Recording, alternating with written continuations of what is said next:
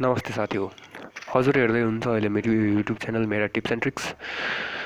र यदि हजुर पहिलोपल्ट मेरो च्यानलमा आउनुभएको छ भने मेरो च्यानललाई सब्सक्राइब गरिदिनु होला र बेल बटन बजाउन नबिर्सिनु होला ताकि नयाँ नयाँ भिडियोको नोटिफिकेसन हजुरले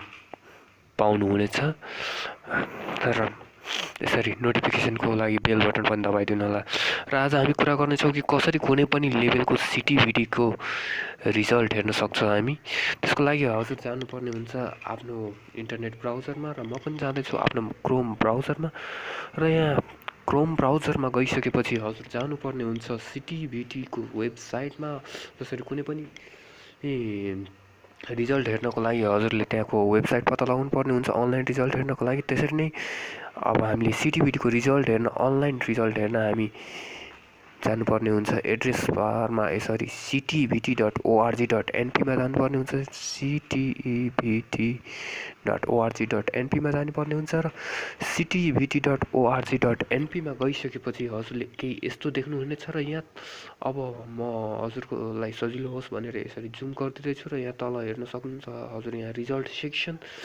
र यो रिजल्ट सेक्सनमा यो जुन रिजल्टको जुन सेक्सन छ यो रिजल्ट सेक्सनमा हजुर यो CTEVT स्कलरसिपको इन्ट्रान्स होस् या CTEVT को कुनै टर्म इक्जाम होस्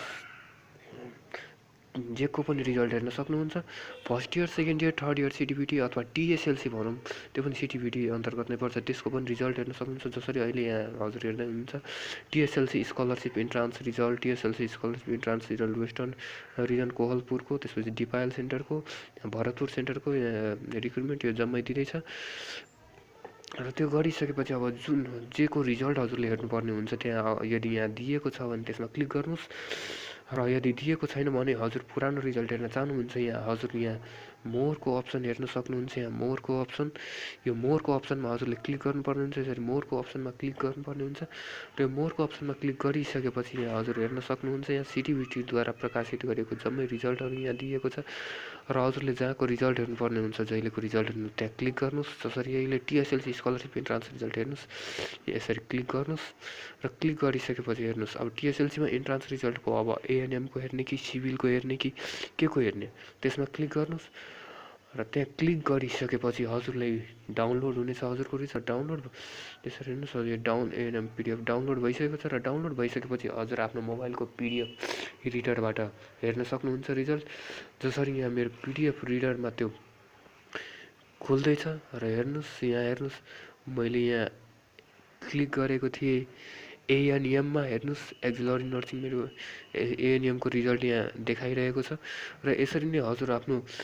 CTEVT को रिजल्ट कुनै पनि लेभलको CTEVT को रिजल्ट हेर्न सक्नुहुन्छ हस् त हजुर धन्यवाद हजुर भिडियोलाई पक्कै पनि लाइक गरिदिनु होला र च्यानललाई सब्सक्राइब गर्न नभुल्नु होला ताकि नयाँ नयाँ भिडियोको नोटिफिकेसन हजुरलाई पुगोस् र हजुर नयाँ अपडेटेड रहनुहुनेछ हस् त धन्यवाद